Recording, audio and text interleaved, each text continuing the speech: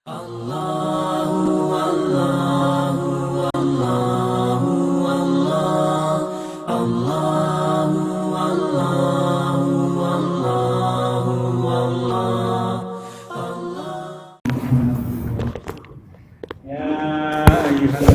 amanu taqullaha haqqa tuqatih wa la tamutunna illa wa antum muslimun.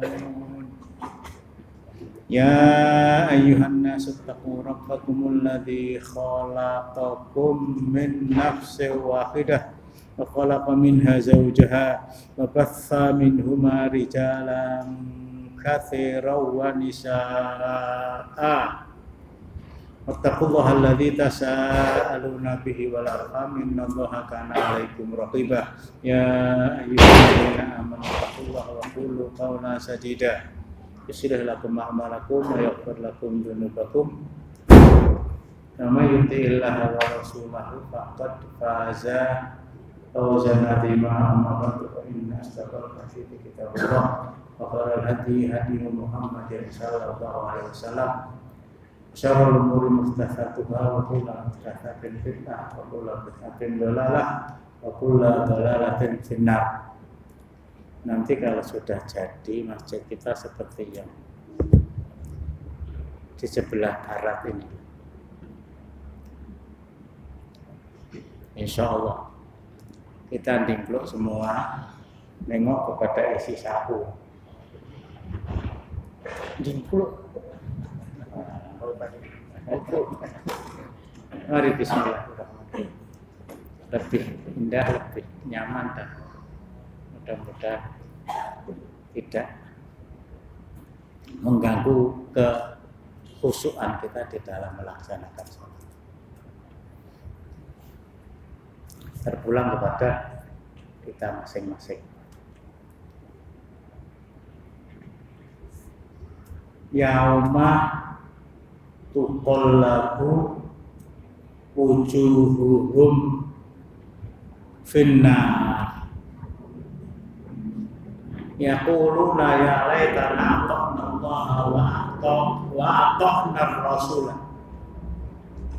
wa qalu rabbana inna ata'na sadatana wa kubara'ana fa'adhilna sabil rabbana atihim dhi'faini minal 'adzabi wal anhum la'nan katsira. Sedikit saya ulangi surat At-Taubah ayat 66, 67 dan 68. Al-Ahzab surat ke-33 ayat 66, 67 dan 66.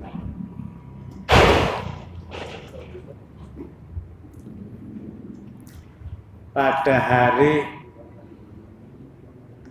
di saat wajah mereka dibolak-balikkan di atas api nar. Saya sudah ingatkan batu kerikil atau alas kaki yang diinjak oleh Abu Thalib besok di hari kiamat. Begitu telapak kaki itu nempel, otak di dalam kepala ini mendidih. Padahal jarak antara api dengan otak itu, kalau ukuran orang Indonesia, siapa tingginya berapa? 163. Pokoknya itu tak tahu nih. Itu langsung mendidih. Bayangkan ketika antara wajah dengan api itu ketemu.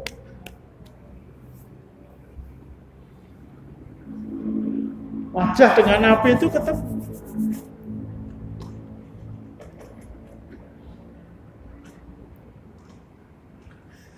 Ini bisa jadi pelakunya orang musyrik, bisa jadi pelakunya orang kafir, bisa jadi pelakunya orang munafik, bisa jadi pelakunya orang murtad, tetapi tidak tertutup kemungkinan pelakunya adalah orang yang setiap hari sholat melaksanakan kewajiban 5 kali.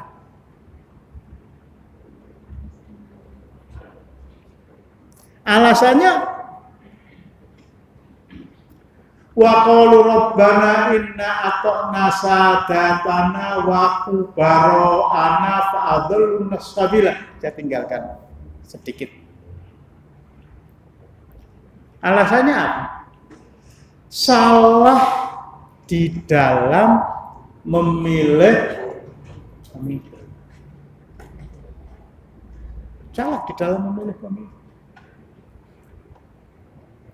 Hukumannya mengalahkan hukuman yang ditimpakan Allah kepada Abu Thalib.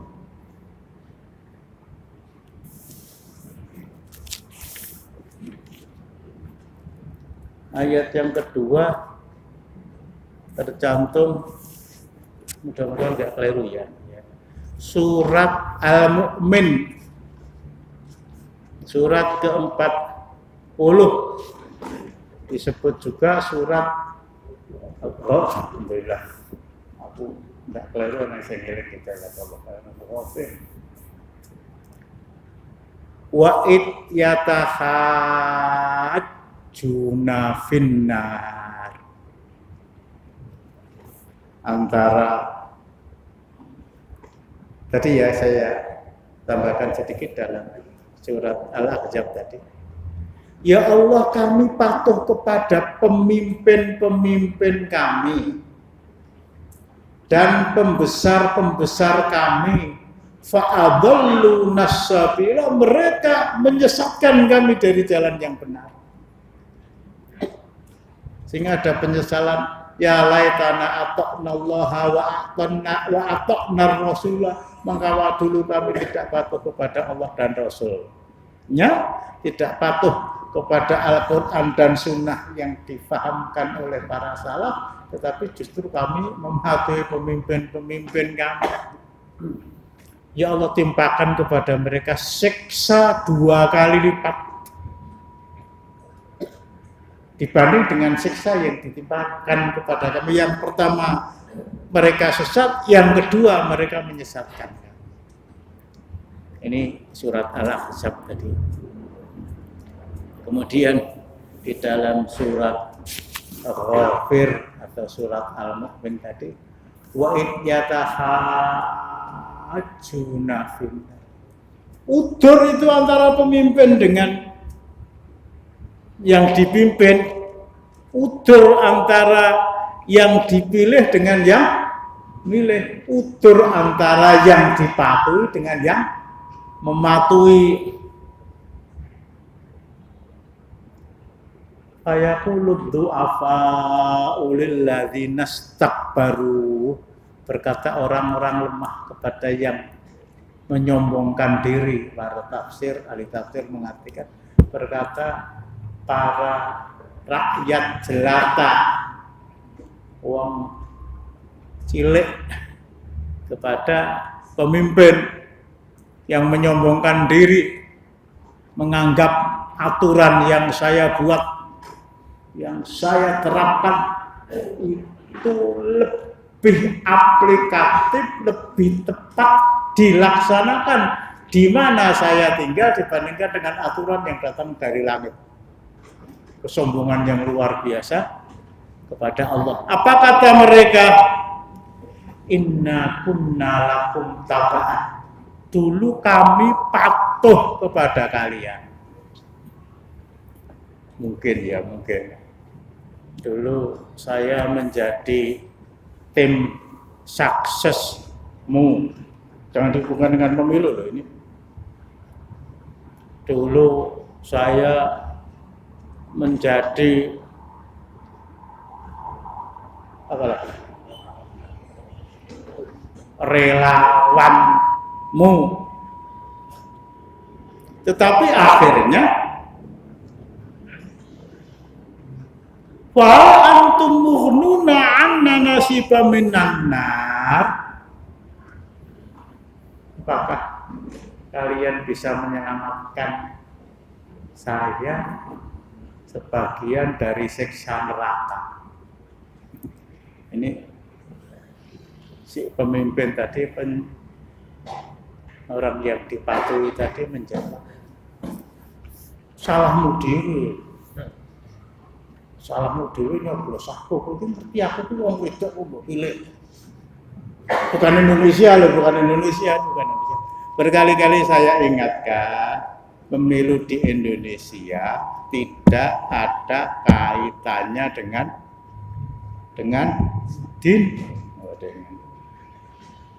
Nggak ada hubungannya.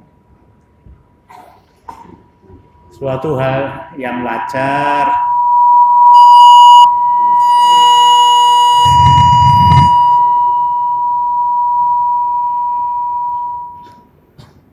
ya, rusak, amplinya juga rusak, wajar.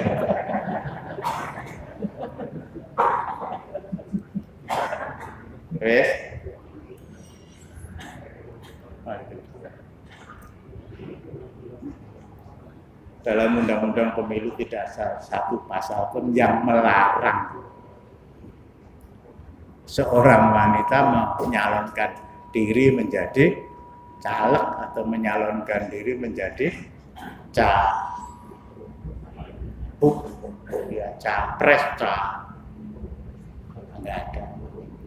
Khofifah bisa menang karena tidak berkaitan dengan agama. Bupati Sragen bisa menang karena didukung oleh PKS, partai rasanya nyambung. Partai Islam dulu saingannya Ganjar Pranowo itu wakilnya juga nyambung ora toh? Ganjar Pranowo wakilnya Yasin, lawannya Lali, wakilnya perempuan. Jadi ini nggak ada hubungannya dengan Indonesia. Kalau boleh saya contohkan di Pakistan. Waalaikumsalam. Pakistan itu negara yang agama resminya Islam. Dari Pakistan lahir tokoh-tokoh Muhammad Iqbal, ada Abul A'la Al-Maududi, ada Jenderal Ziaul Haq, dan lain-lain.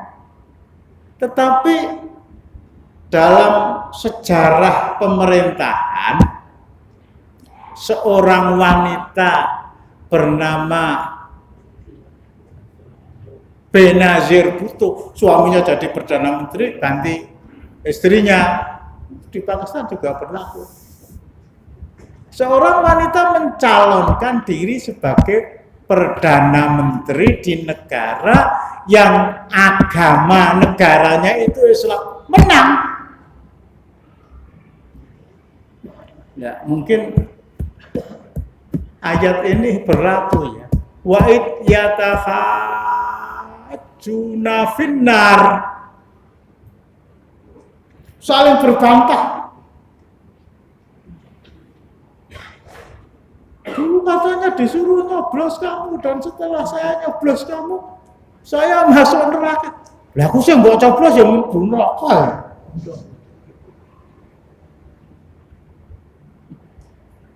Inilah haula wala quwata illa billah. Nilai-nilai Islam dalam pemilihan dan pengangkatan pemimpin itu sudah dianggap sebagai sesuatu yang keberadaannya sama dengan tidak adanya. Diibaratkan seperti timun, ada keberadaan. Pakistan begitu. Di Bangladesh sama, ini pecahan Pakistan. Penduduk India yang mempunyai akidah dulu namanya Hindustan ya, penduduk India yang mempunyai akidah yang kuat ketika berdiri negara India, Inggris meninggalkan negara mereka, mereka lari ke barat menjadi warga Pakistan, mereka lari ke timur menjadi negara Bangladesh, sehingga satu negara dipisah oleh negara namanya India. Dulu lah akhirnya pisah menjadi Bangladesh, dan itu juga mayoritas penduduknya beragama Islam. Salah seorang wanita mencalonkan diri namanya Khalidah, dia menang itu. Ya ini mungkin berlaku. Wa id yatahajjuna finnar. Saling berbantah. Tapi bisa juga ya, di Amerika, penduduk Amerika yang Islam yang milih Hillary Clinton.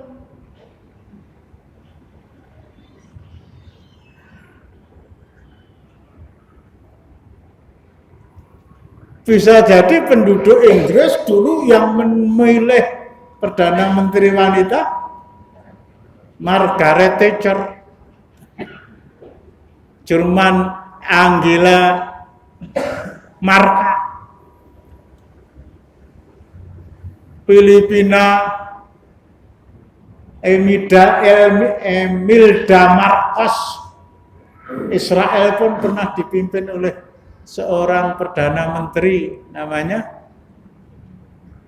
Rani Golda Meir. Ini di kalangan masyarakat Barat seorang wanita menjadi kepala negara itu suatu hal yang biasa, dan ternyata itu ngerembes,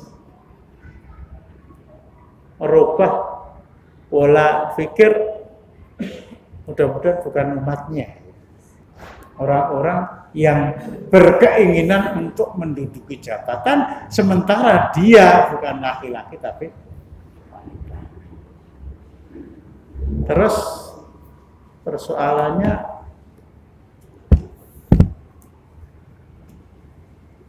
kalau saya aktif memilih itu justru malah dimasukkan ke dalam nar.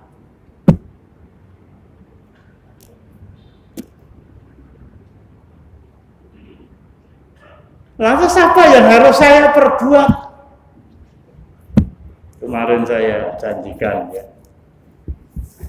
sudah sering saya katakan, hasil ijtima ulama Komisi Fatwa se-Indonesia 3, masail asasiyah watoniyah, masalah strategis kebangsaan, masail fikih mu'akhirah, masalah fikih kontemporer, dan masail qanuniyah, masalah hukum dan perundang-undangan. Dilaksanakan di Padang Panjang tanggal 24 sampai 26 Januari 2009. Ada seorang teman yang ikut ke sana, yang datang itu sekitar 300, lebih dari 60%.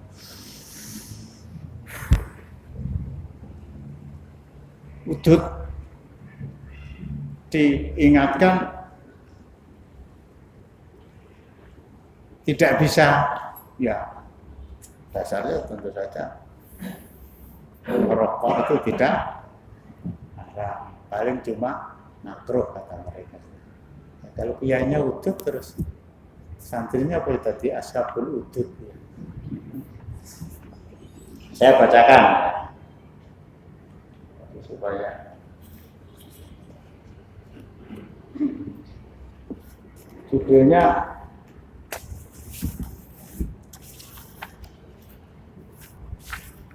saya baca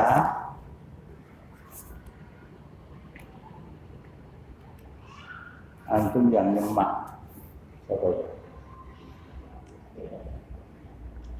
Yo, Pak Buni lho wis koncone kabeh koncone.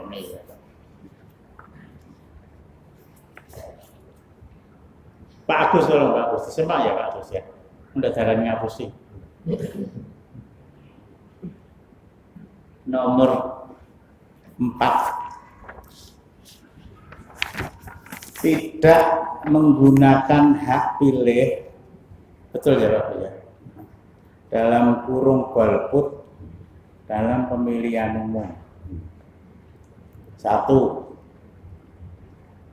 Pemilihan umum dalam pandangan Islam adalah upaya untuk memilih pemimpin atau wakil yang memenuhi syarat-syarat ideal bagi terwujudnya cita-cita bersama sesuai dengan aspirasi umat dan kepentingan bangsa. Betul ya Bagus ya? Nomor 2, Arab.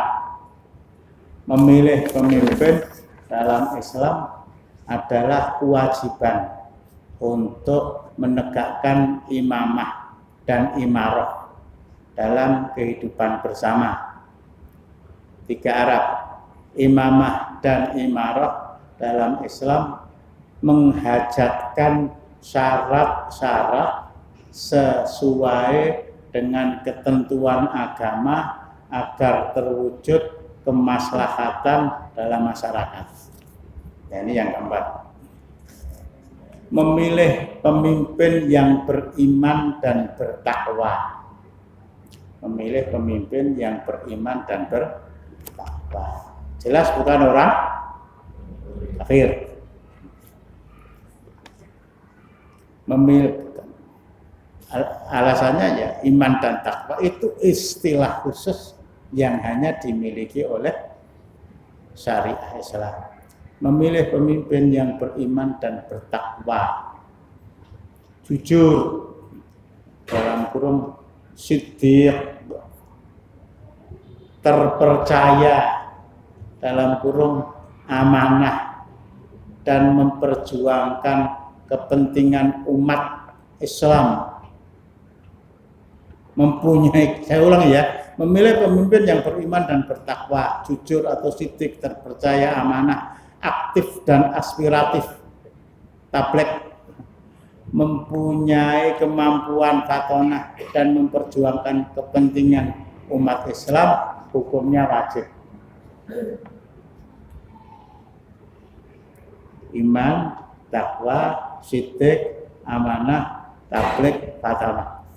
2. Memilih pemimpin yang tidak memenuhi syarat sebagaimana disebutkan dalam butir 4.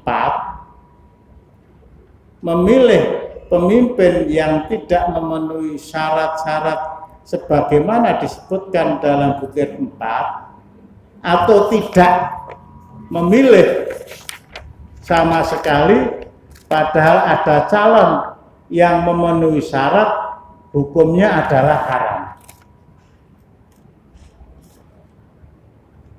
Ada keterkaitan dengan yang saya sampaikan ya. Agar kita tidak yauma tuqallabu wujuhuhum finnar, pada hari ketika wajah mereka dibolak-balikkan dalam api neraka. Mengapa? Karena mereka memilih pemimpin yang tidak beriman dan tidak bertakwa, yang tidak siddiq, tidak amanah, tidak tablek dan fatonah. Akhirnya peristiwa itu menimpa kita.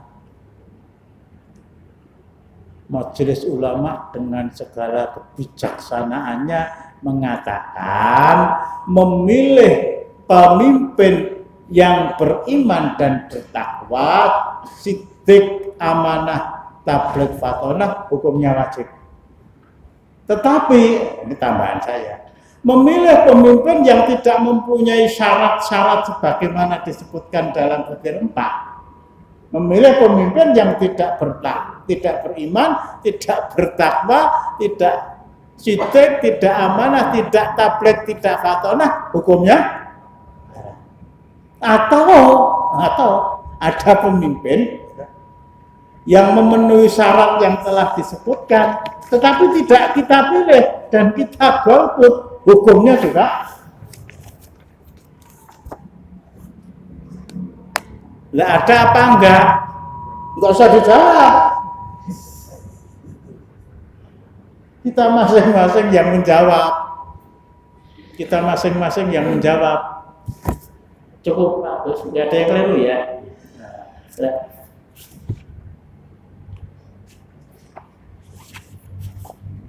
pimpinan Komisi A, ini yang menandatangani. Istimewa Ulama Komisi Fatwa MUI se-Indonesia ketiga, Ketua Kiai Haji Ma'ruf Amin. Kenal? Wakil Ketua Dr. Haji Muhammad Masyhuri Naim. Kenal? Orangnya tinggi gitu. Sekretaris Dr. Randes Solahuddin Al-Ayyub MSc, anggota 11 orang. Tim perumus Ketua Kiai Haji Ma'ruf Amin, Wakil Ketua Dr. Haji Muhammad Masyhuri Naim, Sekretaris Dr.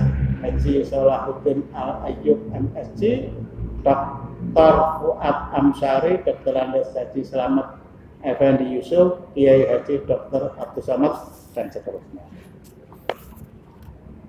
Jangan tanya ya, tanyakan sama ulama gitu. Cuma kalau saya kaitkan dengan ayat,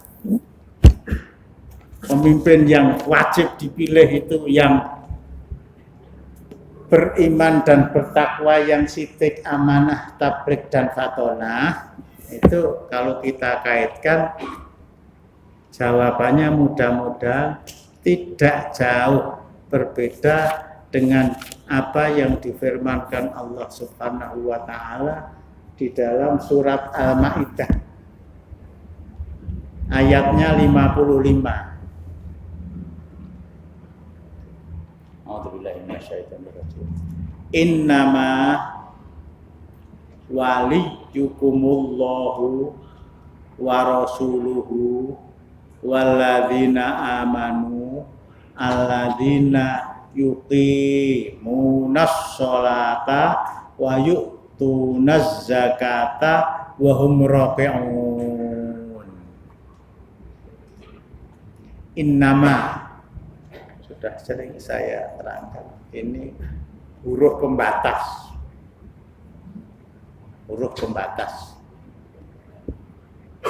Innamal mu'minuna ikhwatun, sesungguhnya saudara orang-orang beriman, maksudnya saudara, sedulur sinoraweti.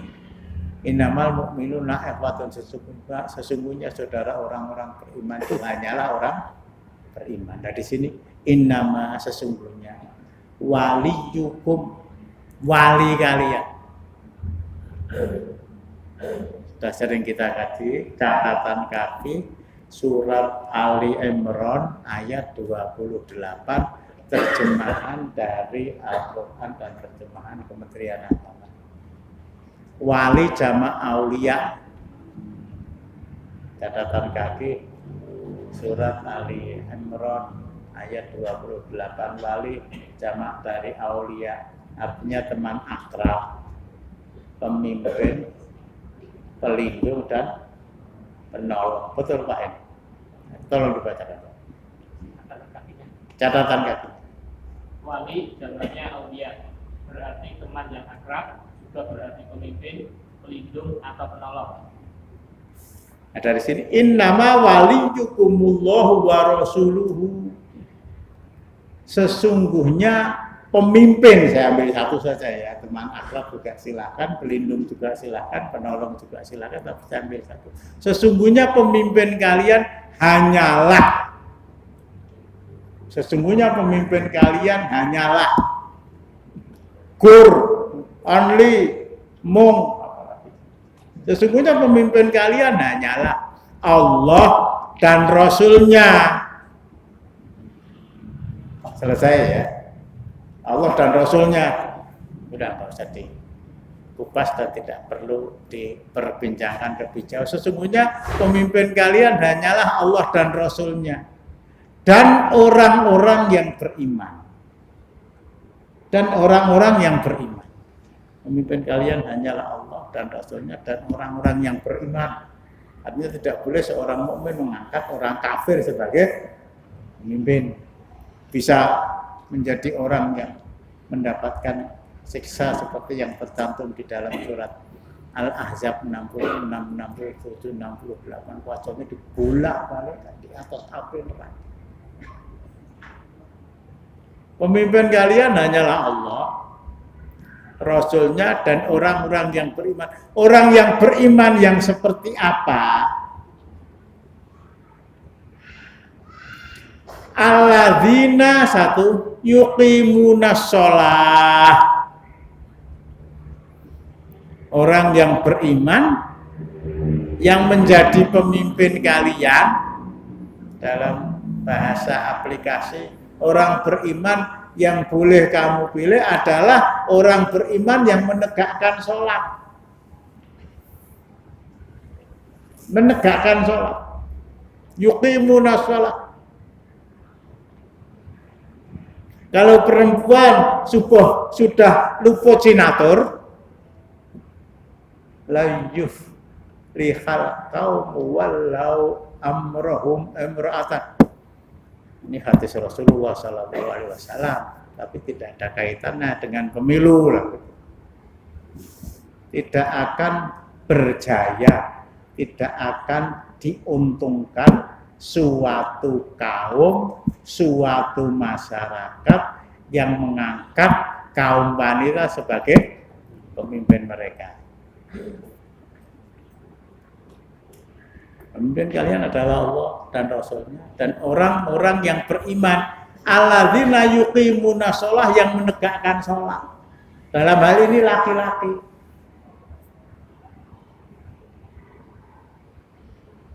Seorang laki-laki itu bisa dikatakan mengerjakan sholat fardu apabila sholat fardu tadi dikerjakan secara berjamaah di masjid, kecuali karena dia sakit atau hujan atau safar atau ada bahaya yang mengancam. Corona nggak menjadi penyebab orang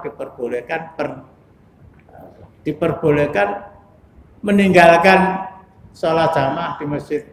Para aimatul madzhab, Imam Abu Hanifah, Imam Malik bin Anas, Imam Muhammad bin Idris Asy-Syafi'i, Imam Ahmad bin Hanbal, nggak ada.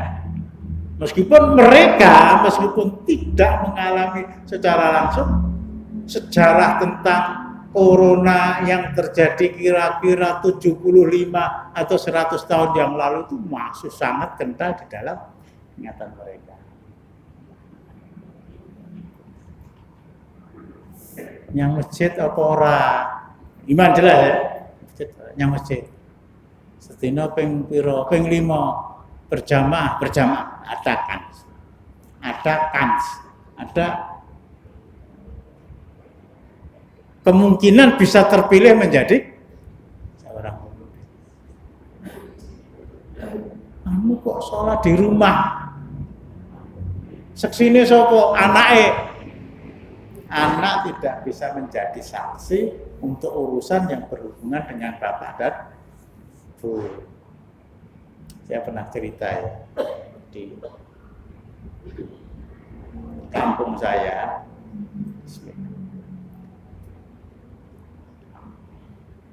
ada orang meninggal.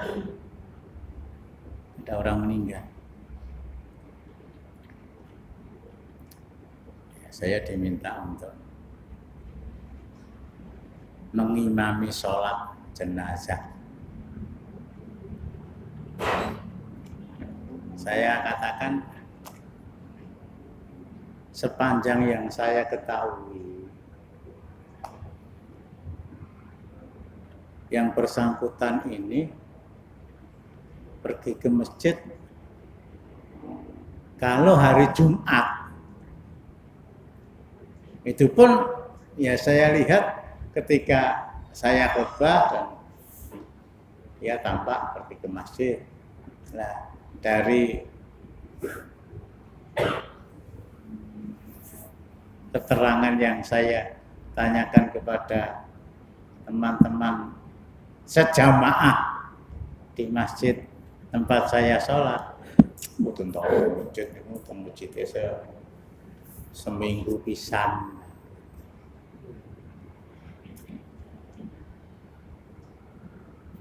Saya tidak berani menyolatkan. Ngapa? Innal munafiqina yukhati'unallaha wa huwa khati'uhum. Surat An-Nisa 142. Wa idza qamu ila sholati qamu kusala yura'unan nasa wa la yadhkurunallaha illa qalila. Orang munafik itu menipu Allah. Dalam Pak Indi baca. Sesungguhnya orang-orang munafik itu menipu Allah dan Allah akan membalas tipuan mereka. Dan apabila mereka berdiri untuk sholat, mereka berdiri dengan malas.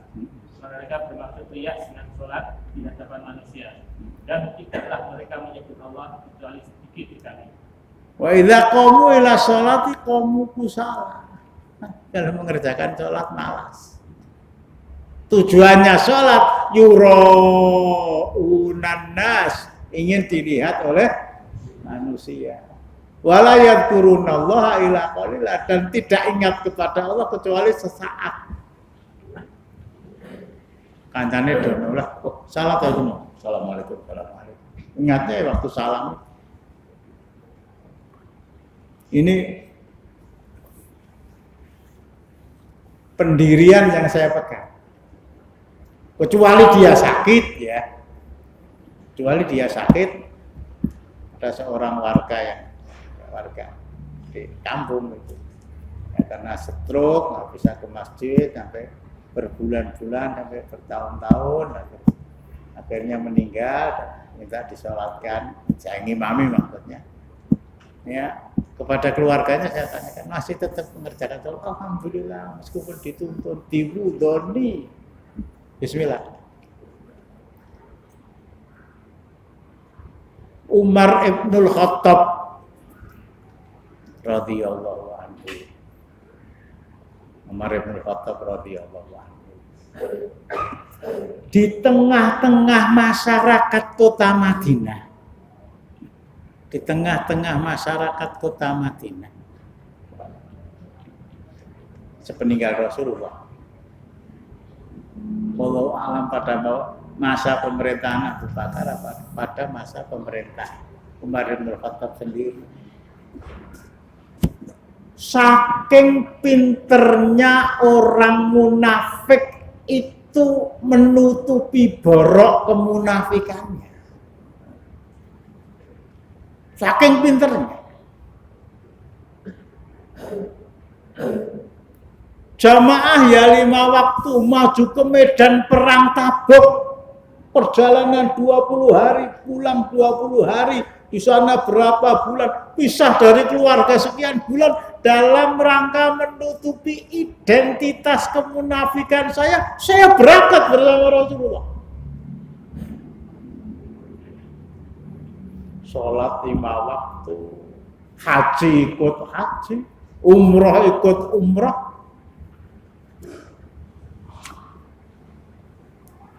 Dari sana Umar bin Khattab kesulitan, itu munafik apa tujuan? Sehingga kalau ada orang meninggal,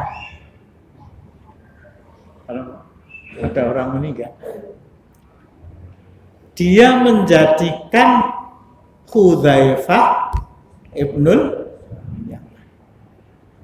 Ini satu-satunya orang yang diberitahu oleh Rasulullah, kayak munafik kayak Hudzaifah. Kayak orang munafik. Sehingga kalau ada orang meninggal, Umar bin Khattab radhiyallahu anhu itu mungkin ngindek apa bersembunyi di balik pohon, melihat Hudzaifah layak atau ora. Hudzaifah layak atau gur layak loh itu.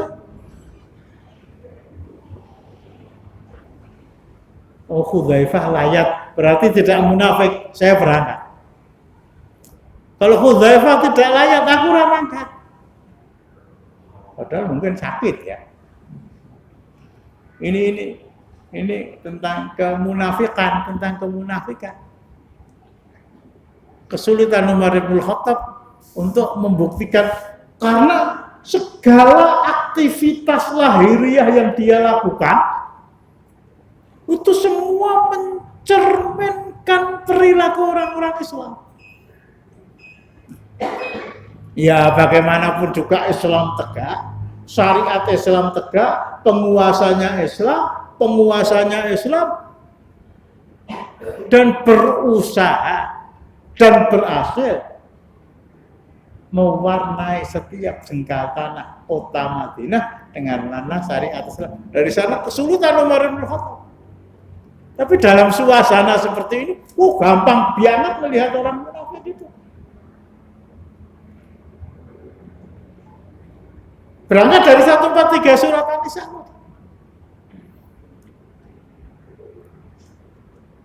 Banyak masjid ngapa? Anu teng Surabaya, alhamdulillah. Kok enggak berangkat lagi? Anu sudah sampai di jalan perutnya sakit, kembali lagi. Lah kok enggak ke masjid lagi? Nah, kalau sudah tidak ada alasan syar'i yang memperbolehkan dia tidak ke masjid, kok tidak ke masjid? Kamu usaha. Kepada orang tadi, saya minta maaf. Teman yang lain saja lah yang imam. Tetapi ada seorang ibu meninggal. Namanya juga seorang ibu, wajahnya juga tidak saya kenal karena saya juga tidak pernah berpapasan, apalagi adu pandang gitu. Tapi konon ceritanya nggak pernah ke masjid. Nah, kepada keluarganya yang meminta saya untuk mengimami salat mboten, salat nang griya. Nah, saya nggak bisa bantah. Apa alasannya? La tamna'u ima Allah masajidallah wa khairu sholatihin fi buyutihin. Jangan kalian larang kaum wanita pergi ke masjid, tetapi sebaik-baik sholat mereka di rumah mereka. Bismillah. Keluarganya mengatakan begitu, saya lakukan.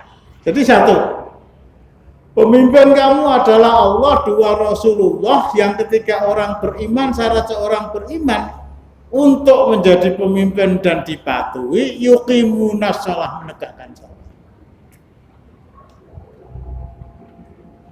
Jadi selidiki orang-orang yang hari ini mencalonkan diri untuk dipilih. Omah ngendi? Salatnya yang ngendi? Kok ora nang anu salate teng Mekah numpak jim. Wes rane. Kami di sini mungkin ada yang ganjil.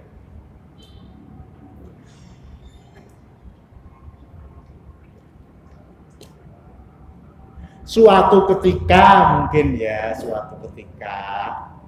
dia tidak ke masjid itu karena ada tamu dan itu tidak benar. Lah witekno piye tamu niki calon bisa. Wah, itu tamu paling medeni ini. Tamu paling. Tur arep mantu pisanan sisa. Ya akhirnya dia ya. Mudah-mudahan diampuni oleh Allah. Nek lengganan. Tolong Pak, ampun senden. Dikit. Ini lengganan. Sepekan sekali pada hari Jumat, eksidental kalau ada tamu, jadi salat yang nyuguh tamu, salat cukup dayok. Nyambung nggak? Karena tamu saya ini orang Islam, ben aku diarani wong Islam sing sregep, dia menawarkan diri atau saya yang menawarkan diri untuk ke masjid, ya berangkat. Ada yang ganjel. Alladzina yuqimuna shalah, menegakkan salat. Kalau tidak ada satupun yang mau menyolatkan padahal dia KTP-nya Islam, Kalau tidak ada yang mau menyolatkan itu teori, salah rebutan. Bahkan, nah ini agak menggok sedikit. Munafik tidak munafik itu kan urusan Allah. Itu kadang-kadang alasannya masuk akal. Munafik dan tidak munafik itu urusan Allah, betul. Jadi asal kita melihat secara lahiriah dia itu sholat, ya kita sholatkan nanti dulu. Allah Subhanahu wa Ta'ala secara tegas di dalam surat At-Taubah ayat 84. Tambah sithik. 84. Wala tusolli ala ahadin minhum mata abada wala taqum ala qabrihi. Innahum kafaru billahi wa rasulihi wa matu wa hum fasiqun. Jangan engkau sholatkan jenazah orang munafik yang mati dalam keadaan munafik abadan selama-lamanya. Dan jangan kamu doakan setelah jenazahnya dikubur agar diampuni oleh Allah. Ini Allah jelas melarang itu. Jangan kamu sholatkan orang munafik yang mati dalam keadaan munafik. Artinya, kalau Allah Subhanahu wa Ta'ala melarang kita menyolatkan orang munafik, berarti Allah telah menunjukkan wong munafik iki lho. 61 surat An-Nisa menolak ditegakkannya syariat Islam. 138, 139 surat An-Nisa memilih orang kafir sebagai pemimpin. Nanti surat At-Taubah 65 mengata-ngatai Rasulullah dan para sahabat dengan kata-kata satu, perutnya paling buncit, akdabulisanan, kalau ngomong paling dusta, kalau ketemu dengan musuh paling penakut. Nah, ini salah satu di antara sifat-sifat orang munafik, mengata-ngatai Rasulullah dan sahabat dengan kata-kata yang tidak pas.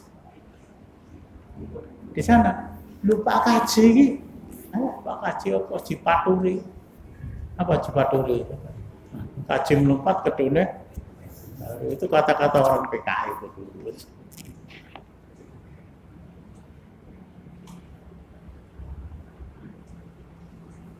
Kalau Allah Subhanahu wa Ta'ala melarang kita menyolatkan jenazah orang munafik, berarti Allah telah jelaskan kepada kita siapa orang munafik itu.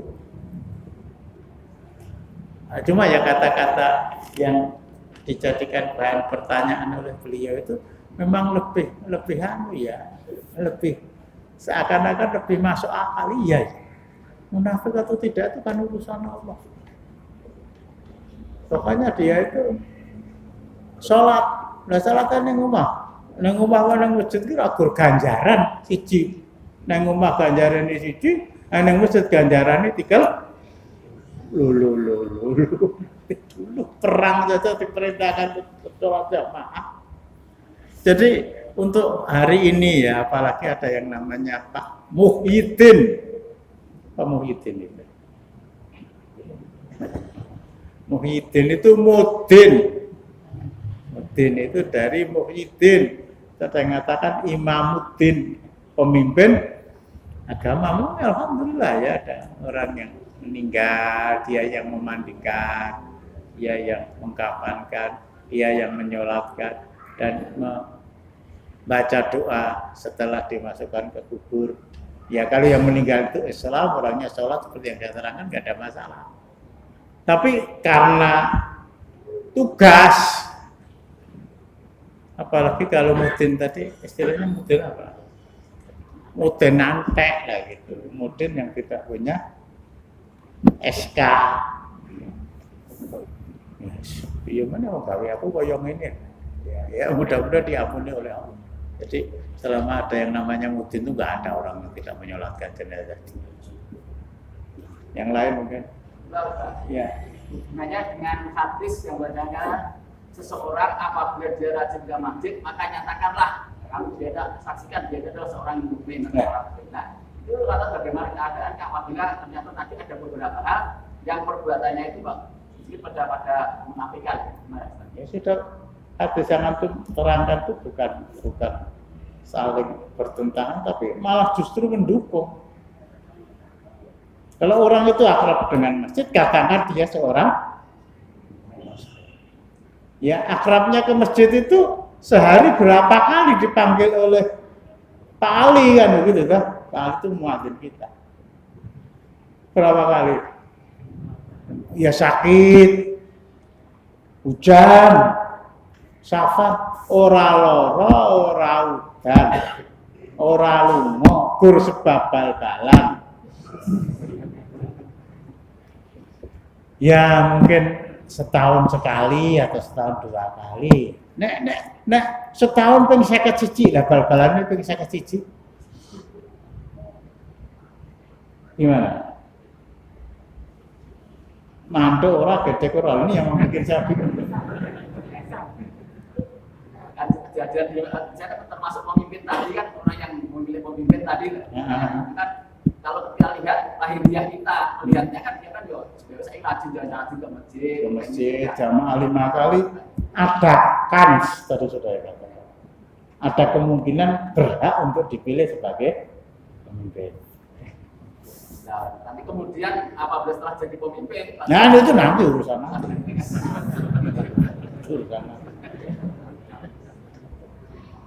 Begitu. Jadi kalau beliau itu satu hari ke masjid 5 kali ya sok nganggo telat barang ya. Sok nganggo telat barang. Tapi mau menemui dia kapan? Jam 12. Ke rumah mungkin sulit. Kita ke masjid tempat dia sok mending ketemu. Asar tuh begitu. Pukul hari ini ya. Pukul 14.34 dan seterusnya. Itu ada kans, ada kemungkinan. Ini nggak ada kaitannya dengan pemilu loh. Yang kedua, alladzina yuqimuna shalah wa yu'tuna zakat. Membayar zakat. Harus diketahui yang bersangkutan sadar kewajibannya sebagai orang kaya. Kok ngerti nek wong sugih. Lah arep dadi bupati wali kota itu harus menyediakan dana 30 miliar ya. Ora sugih kok ngerti. Jenenge sugih apa?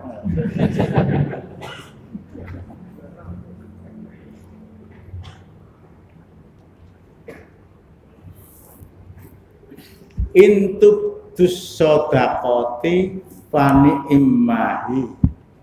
Surat Al-Baqarah ayatnya 271.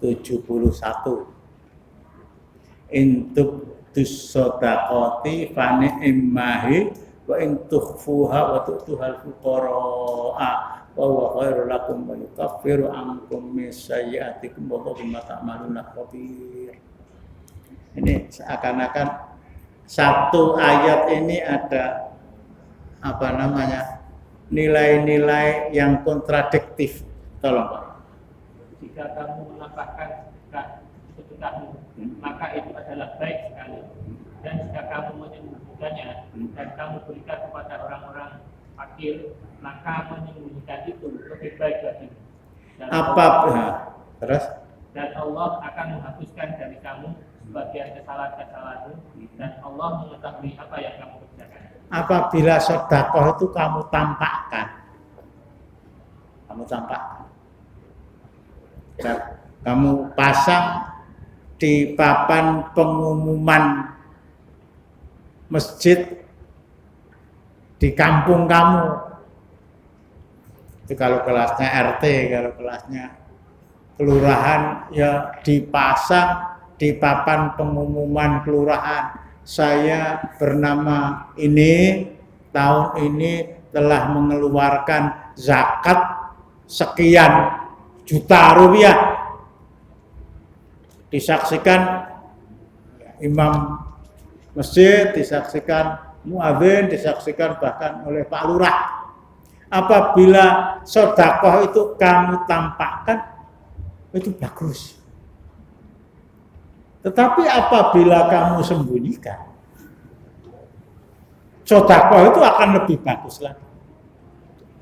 Yang satu menampakkan sedekah itu bagus, menyembunyikan lebih bagus. Jadi seakan-akan ada semacam pertentangan antara potongan pertama ayat dengan yang kedua. Para ulama menerangkan sedekah yang lebih baik ditampakkan itu sedekah wajib yang namanya zakat. Untuk menghindari fitnah. Sugira kamu budi lah. Itu diumumkan, dipasang di pengumuman masjid tempat yang bersangkutan tinggal atau takmir masjid. Saya sebagai takmir masjid telah menerima uang zakat dari Pak Anu sekian. Nah, semua orang tahu. Diumumkan memang, biar diumumkan. Tetapi kalau sedekah tadi sedekah sunnah, kita mau infak untuk menyelesaikan itu turut lagi. Sepertiga juga belum ya. Nanti yang sana juga meru loh. Sing lor anyar sing kidul. Lah tinggal ini tadi ke saku kita masing-masing. Memberikan santunan kepada fakir miskin. Nah, gitu ya. Memberikan santunan pada fakir miskin. Menolong orang-orang yang kesulitan. Ini sab'atun yudhilluhumullahu fi yaumil la dhilla illa dhilluh. Salah satu di antaranya 7 golongan yang akan mendapatkan pengayoman dari Allah di hari yang tidak ada pengayoman kecuali pengayomannya. Orang yang bersedekah dengan tangannya seakan-akan sampai-sampai tangan kirinya nggak tahu.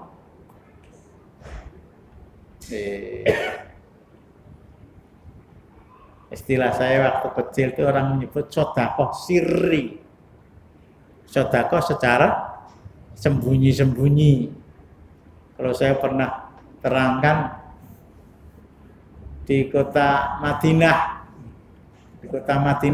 setelah Khulafaur Rasyidin, setelah Abu Bakar, Umar, Utsman, Ali radhiyallahu anhu, itu ada kejadian yang aneh, dan kejadian itu berkelanjutan, berkepanjangan. Orang-orang miskin kalau mau berangkat ke masjid di waktu subuh, suasananya gelap ya. Jadi ketika mereka buka pintu, Bismillahirrahmanirrahim, itu kesandung sesuatu, dan itu bukan benda keras. Ditilii kalau sekarang, loh, kresek, loh, kalau orang Indonesia, beras,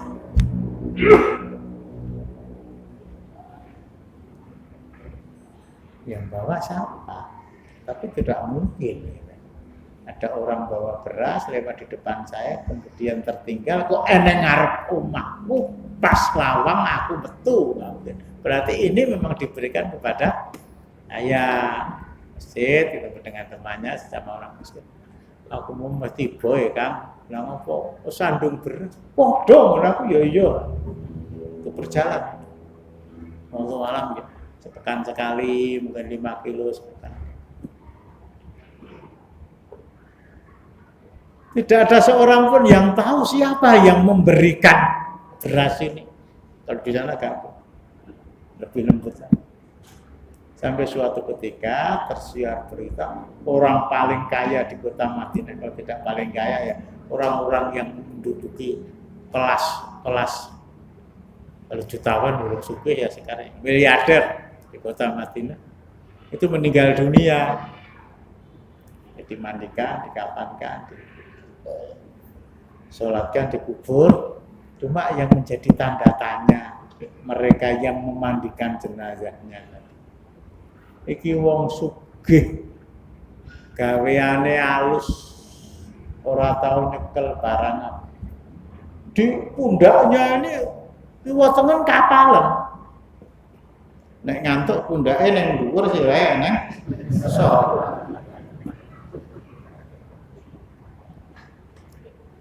Pundak itu kapalan. Misteri ini belum terjawab ya. Tapi setelah dia meninggal, sehabis itu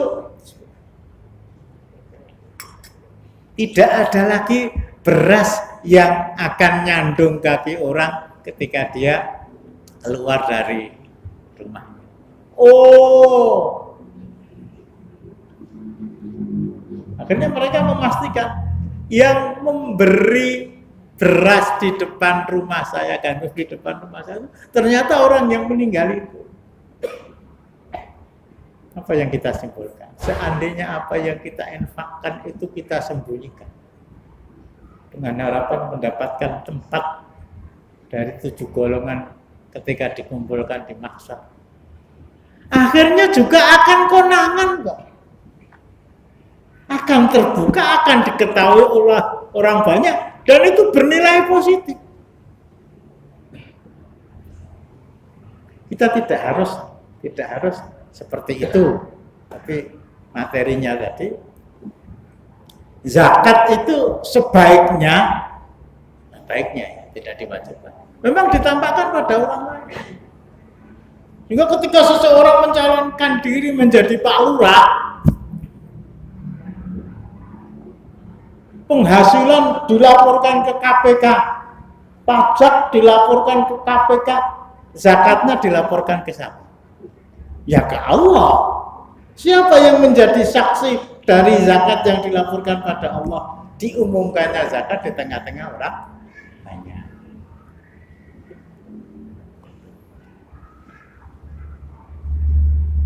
Eneng pora ya. Eneng pora ya lagi tuh ya. Ya tadi kembali, sesungguhnya pemimpin kalian adalah Allah, Rasul, orang yang menegakkan sholat, membayar zakat. Membayar zakat itu baru diketahui setelah diumumkan kepada orang banyak. Atau mungkin ya tidak diumumkan ya, tangga kita itu masing-masing. Aku mempunyai kewajiban mengeluarkan zakat 10 juta. Tetangga saya yang membutuhkan ulang tangan itu 50 orang. Masing-masing saya kasih 200.000. Rasa diumumkan, tapi nanti akan gedok tulang beritanya sampai di mana-mana. Itu tidak menyimpang dari ayat 271 surat. Zakat porok, zakat. Bener bak torong kental, keluarganya piro torong kental nih? Satu orang 2,5 kilo itu, torong kental terus dulu. Itu zakat fitri. Maksud di sini bukan zakat fitri, tapi zakat. Sholatnya 5 tadi bapak tadi. Balik ke masjid, zakatnya sudah. Lah yang terakhir, wahum raki'un, mereka tunduk dan patuh kepada undang-undang, kepada syariat, kepada hukum dan aturan Allah. Coblos. Ini korelasi nyambungnya fatwa MUI dengan ayat 55 surat Al-Maidah.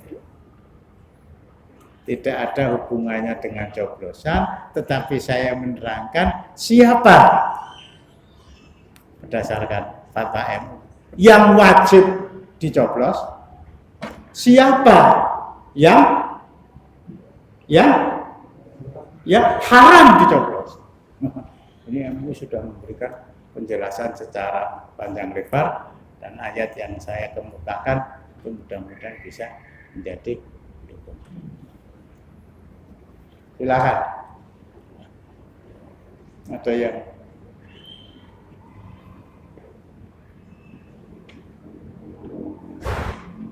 masa nggak ada yang protes?